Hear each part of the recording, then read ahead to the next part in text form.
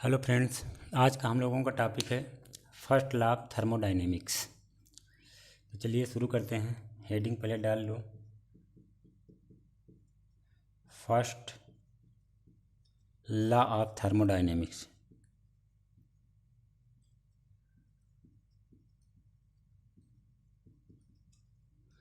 First law of thermodynamics, इसी को हम लोग एक नाम और देते हैं, उसको क्या कहते हैं?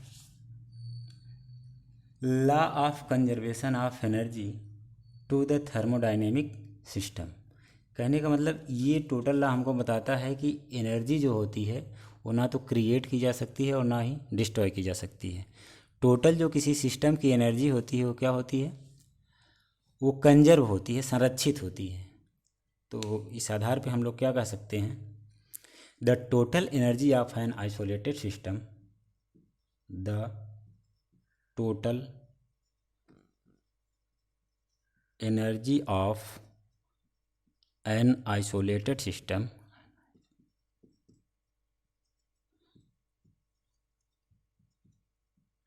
an isolated system remains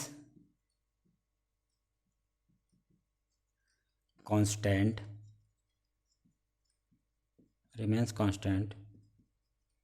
though it may change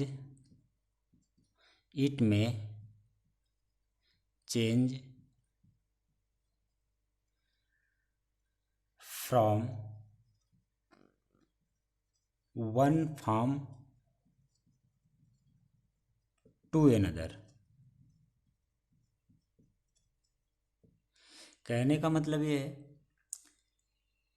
ये एक फॉर्म से दूसरे फॉर्म में क्या हो सकती है? एनर्जी को चेंज कर सकते हैं, लेकिन जो टोटल एनर्जी होगी किसी आइसोलेटेड सिस्टम की वो क्या होगी? कांस्टेंट होगी। ठीक, अब आगे, when a system change from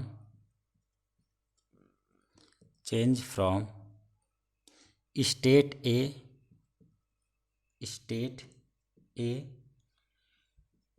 to state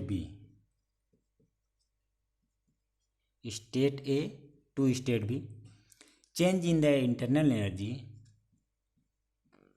change in the internal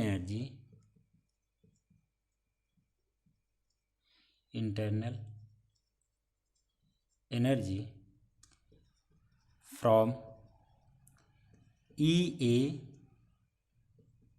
to E B.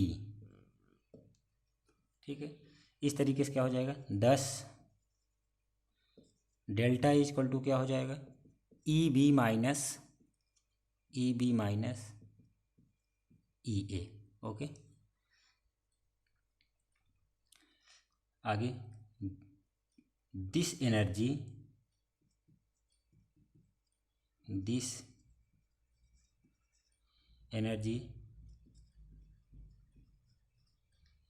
change is brought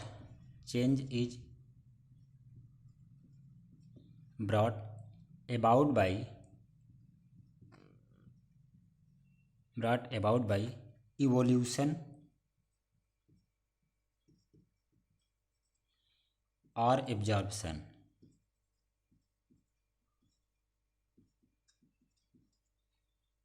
of heat and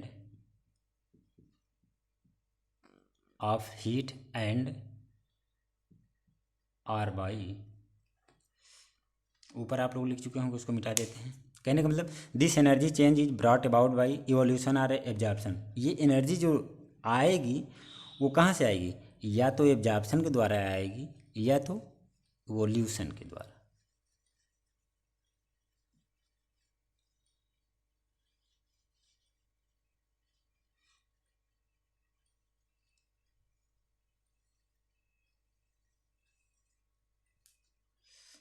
और by work being done by the system, work being done by the system. ठीक। अब इसका mathematical statement क्या हो जाएगा first law of thermodynamic का?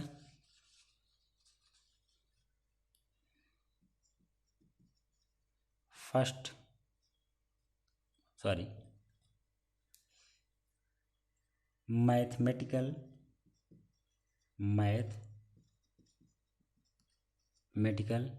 Statement of first law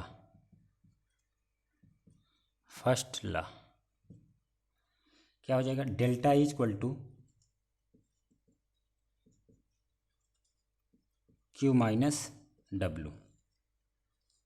ठीक, इसी को इक्वेशन हम क्या मान लेंगे? एक मान लेंगे, आगे हमें आवश्यकता पड़ेगी। जहाँ पे क्यू क्या है आपका? डेल्टा ही तो इंटरनल एनर्जी है। क्यू क्या है आपका? Where Q the amount of heat supplied by the system, और डब्लू क्या है? Work done by the system, work done by the system. Okay, तो फर्स्ट लॉ का एक स्टेटमेंट और हो सकता है कि फर्स्ट लॉ में भी स्टेटेड है इस फार्मूला के आधार पर कि delta is equal to Q minus W. क्या? The net energy change of close system is equal to the heat transferred to the system minus the work done by the system. तो लिख सकते हैं first law में be stated as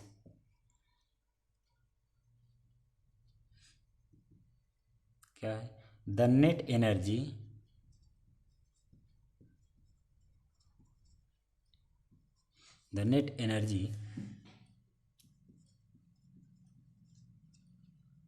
change of closed system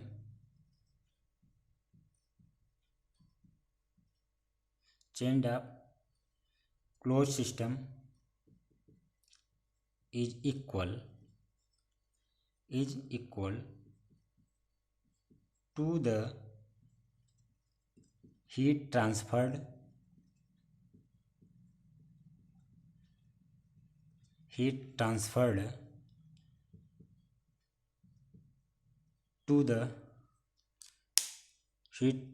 to the system। ऊपर मिटा दिया जाए,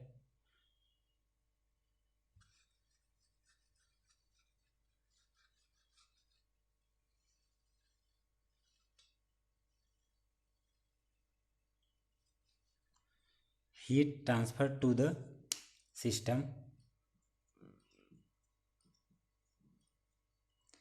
minus the work done by the system।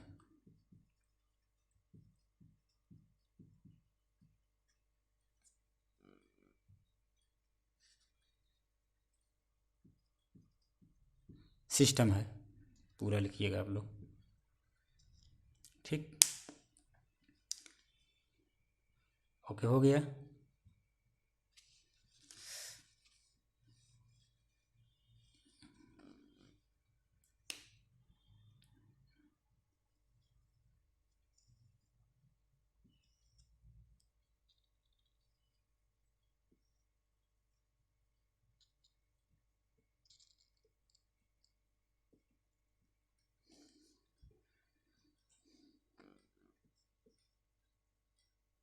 यहाँ से क्या दे रहे हैं हम लोग? इसमें हीट दे रहे हैं।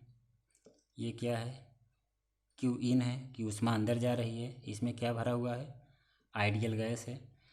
ये पिस्टन का क्या है? Original position.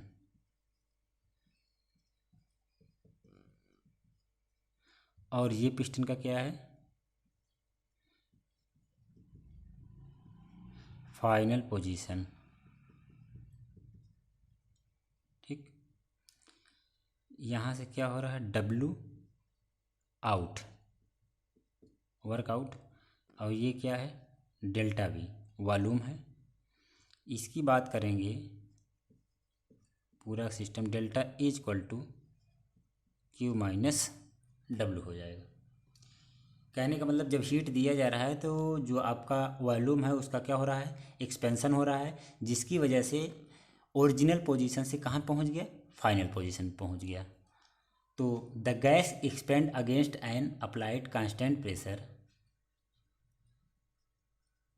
The gas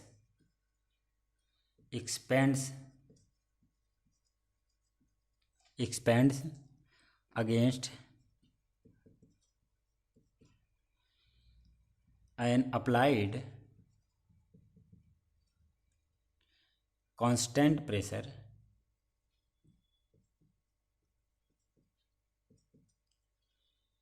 by volume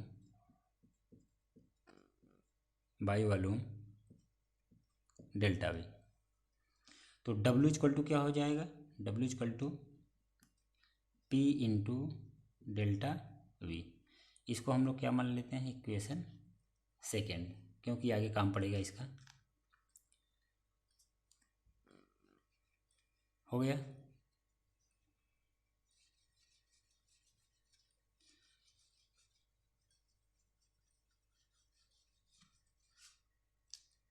from equation 1 and 2, 1 equation किसको माने थे हम लोग, delta is equal to Q minus W, ठीक है। तो उसी पे हम इसको उसी में इसकी वैल्यू रख देंगे। इक्वेशन 1 में इक्वेशन 2 की वैल्यू जो W is equal to P into delta V है उसी को पुट कर देंगे तो क्या हो जाएगा, delta E is equal to Q minus W होता है, लेकिन हमको पता है डब्लू इक्वल टू क्या है, पी इंटू डेल्टा वी। तो यहाँ पर क्या रख देंगे, पी इंटू डेल्टा वी। एक इक्वेशन ये भी निकल के सामने आ गई। अब इसी के आधार पर कुछ डिफिनीसन भी है, अदर डिफिनीसन भी है thermodynamics, first law of thermodynamics की। जैसे total energy of A system and surrounding remains constant, कि टोटल जो आपके सिस्टम की एनर्जी होती है सिस्टम एंड सराउंडिंग की, वो क्या होती है, रिमेन्स कांस्टेंट होती है। चाहे सिस्टम से सराउंडिंग में जाए या सराउंडिंग से सिस्टम में आए, वो या तो इन होती है या तो आउट होती है। वो एनर्जी जो होती है टोटल क्या होती है, संरक्षित होती है, उसमें कोई चेंजिंग नहीं होती है। या आप यूँ कह सकते हैं कि it is impossible to construct a perpetual motion machine that can produce work without spending energy on it. आप ऐसी कोई मोशन मशीन बना ही नहीं सकते हैं या बनाना असंभव है जिसमें कि बगैर एनर्जी खर्च किए कार्य हो जाए या कार्य उत्पन्न हो, ऐसा संभव नहीं है। इसको हम लोग नहीं देखेंगे, हम लोग नेक्स्ट हेडिंग देखेंगे, some special forms of first law. Some special forms of first law. First law means first law of thermodynamics, ठीक। देखेंगे, हमको पता है कि डेल्टा इक्वल टू क्या होता है, क्यू माइनस डब्लू होता है। अब इसी के आधार पे हम क्या लेंगे, केस फर्स्ट लेंगे। केस फर्स्ट में क्या होगा, एक साइक्लिक प्रोसेस के लिए लीजिए, मान लीजिए for a cyclic process involving isothermal expansion of an ideal gas. अगर एक साइक्लिक प्रोसेस है और ऊपर से उसमें क्या है, आइसोथर्मल एक्सपेंशन है, तो डेल्टा इक्वल टू क्या हो जाएगा, जीरो हो जाएगा। तो आप लिख सकते हैं कि for cyclic process, for a cyclic process involving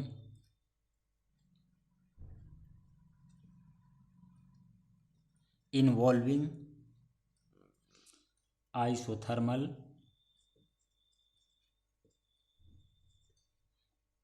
expansion of an ideal gas,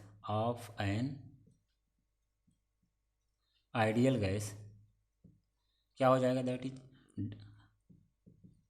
delta equal to क्या हो जाएगा, जीरो हो जाएगा। Oh sorry, delta equal to zero. तो आपको पता है कि डेल्टा इक्वल टू क्या होता है, क्यू माइनस डब्लू यहाँ से। तो जब जीरो रखेंगे तो क्या हो जाएगा, क्यू इक्वल टू डब्ल्यू हो जाएगा, यही तो होगा। ओके,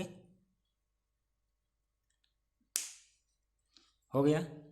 अभी हम लोगों को 4 केस करने हैं। केस फर्स्ट हो गया, सेकेंड, थर्ड, फोर मिटा दे रहे हैं।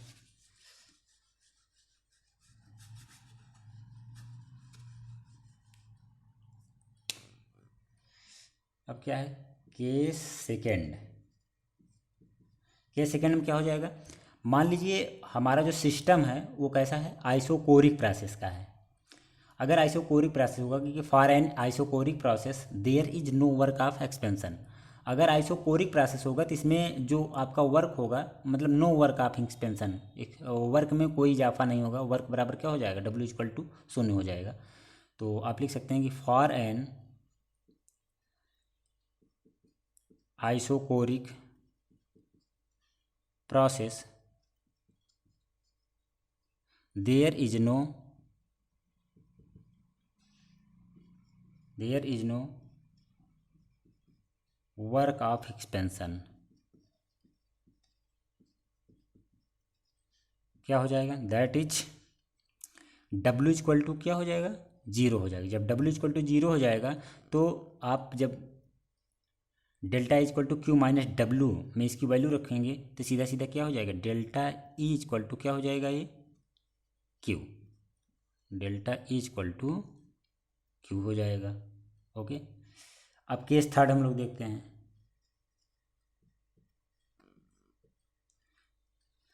एडियाबैटिक प्रोसेस के लिए, अब एडियाबैटिक प्रोसेस के विषय में आपको पता होना चाहिए कि ना तो उसमें से हीट अंदर जा सकती है ना तो बाहर आ सकती है। For an adiabatic process there is no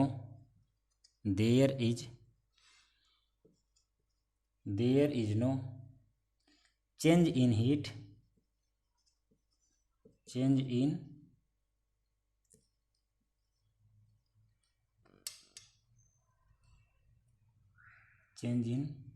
heat gained or lost, that is Q equal to क्या हो जाएगा, ज़ीरो हो जाएगा। तो जब Q इक्वल टू जीरो हो जाएगा तो आपको पता है delta equal to Q minus W, तो सीधे सीधे delta E equal to Q equal to zero, तो बचेगा क्या, माइनस डब्ल्यू बचेगा। अब देखिए कि इंटरनल एनर्जी किसके बराबर हो गई है, माइनस, मतलब वर्क के बराबर है, लेकिन वर्क का सिंबल कैसा है, निगेटिव साइन में है। तो क्या मतलब हो जाएगा, the decrease in internal energy is exactly equal to the work done on the system by surrounding. मतलब सराउंडिंग के द्वारा सिस्टम पर जितना भी कार्य किया जाएगा वो सब उसकी जो इंटरनल एनर्जी जितनी डिक्रीज करेगी उसके बराबर उतना ही सराउंडिंग के द्वारा सिस्टम पर कार्य किया जाएगा। तो the decrease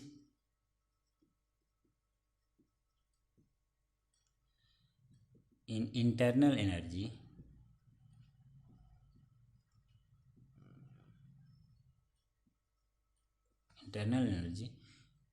is exactly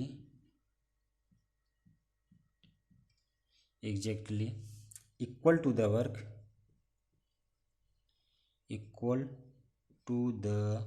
work done on the system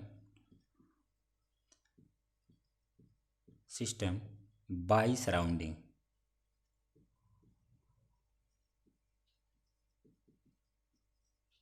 by surrounding, कि सराउंडिंग के द्वारा उतना ही काम किया जाएगा, किस पर, सिस्टम पर। तो केस फोर देखते हैं हम लोग।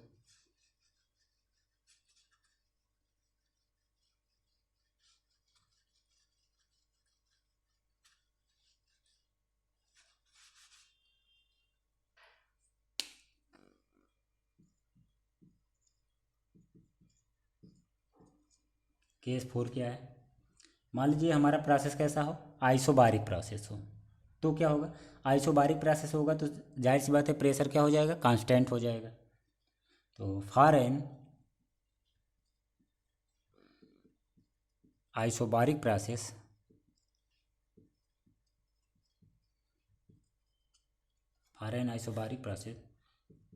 there is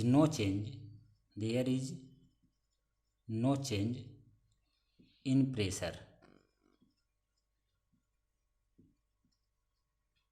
मीन्स क्या हो जाएगा, दैट इज P क्या हो जाएगा, कांस्टेंट हो जाएगा। ठीक है, जब P कांस्टेंट हो जाएगा तो डेल्टा E इक्वल टू क्या हो जाएगा, Q माइनस डब्ल्यू, आपको पहले से पता है।